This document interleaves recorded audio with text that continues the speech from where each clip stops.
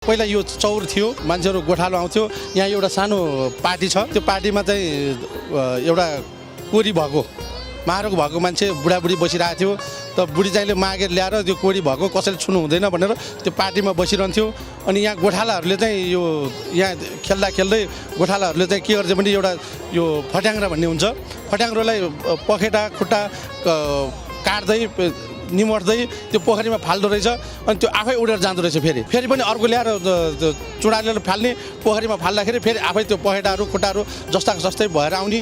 त्यो भइसकेपछि अनि त्यो मारक भएको मान्छेले पनि हेरिराखेको रहेछ। त्यो हेरिराख्दाखेरि त्यो गोठालोहरूलाई उसको बुढी चाहिँ माग्न गइराखेको बेलामा उसको गोठालोहरूलाई भन्यो, मलाई यो तिमीले हातले चाहिँ नछो, यो रोग सर्छ, यो तिमीले समातिराखेको लट्ठीले घच्यारेर यो पोखरीमा मलाई खसाल्यो भनेर भनेछ। अरूले चाहिँ होइन हामी छुनु हुँदैन, तिमीलाई छुनु हुँदैन भनेर डराएर अरू त भाइयो एकजना दुईजना चाहिँ मिलेर ल हामीले यो खसालिदिउँ न, यसलाई भँगेरा जस्तै भएर आयो भने यो मान्छे पनि ठिक हुन्छ भन्ने उसलाई मनोभावना जागेर आएर त्यो मान्छेले लट्ठीहरूले घचारेर यो पोखरीमा खसालिदिएछ। र त्यो मान्छे जस्ताको जस्तै पहिला जस्तो थियो त्यस्तै एकदम राम्रो भएर आइसके पछाडि बुढी आएर घरमा आएर हेर्दाखेरि यो उसले चिनेन, उसको श्रीमतीले उसलाई चिनेन।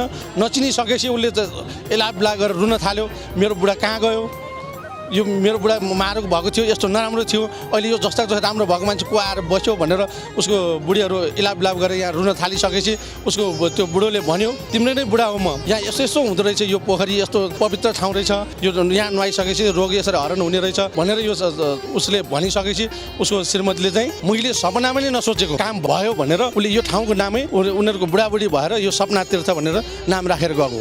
यसले हामीले बाबुबाजेहरूले अब हामीलाई चाहिँ थाहा नभएको 500,000 1500 वर्ष अगाडिको भएको कुराहरू हामीले सुनेको कुराहरू हामीले यसको बारेमा हामीले यो किताब पनि लेखेको छ।